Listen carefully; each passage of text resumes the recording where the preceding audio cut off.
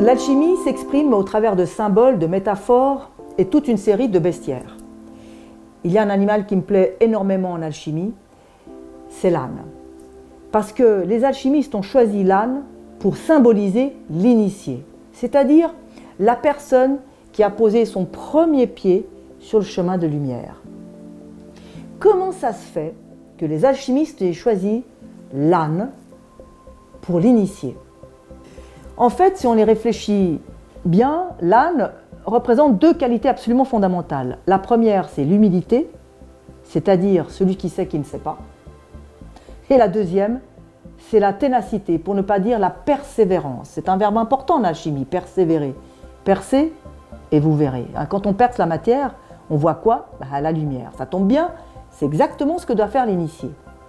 Là, on comprend mieux pourquoi c'est l'âne qui a été choisi pour symboliser l'initié. Alors, pour l'illustrer, j'en parle amplement dans mon long film, en deux parties, mais en quelques mots, pour symboliser l'initié, l'âne, il suffit de voir la cathédrale de Chartres, sa façade méridionale.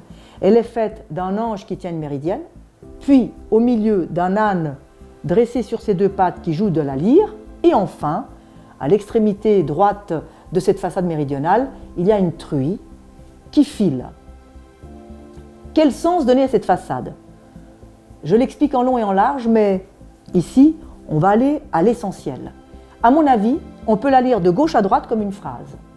L'ange avec la méridienne, c'est le sujet de la phrase, et il tient la méridienne pour dire que le sujet de notre vie, c'est le temps qui passe. Voilà quelque chose d'inexorable. Le temps ne peut que aller de l'avant, inexorablement. Ensuite, après le sujet de la phrase, qu'est-ce qu'on a? On a le verbe. Et le verbe, c'est l'âne. C'est-à-dire, qu'est-ce qu'il faut faire pour faire un chemin de lumière? Eh bien, il faut être un âne. C'est-à-dire humble, savoir qu'on ne sait pas.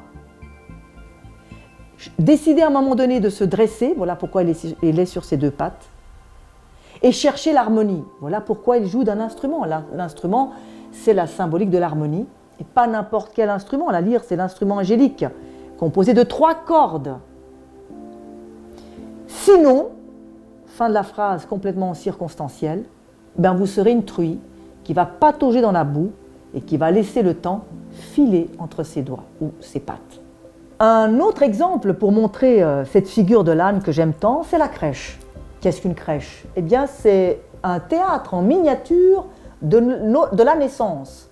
Donc, c'est un théâtre en miniature de la vie. La naissance, c'est notre première entrée en vie, pour ne pas dire entrée en matière sur cette terre. Eh bien, si je décrypte la crèche, je peux dire que la crèche illustre l'idée suivante. La lumière jaillit grâce au souffle créateur de l'âne, au souffle créateur de l'humilité et la persévérance, et du bœuf qui lui représente la force et l'abnégation. C'est pas magnifique ça?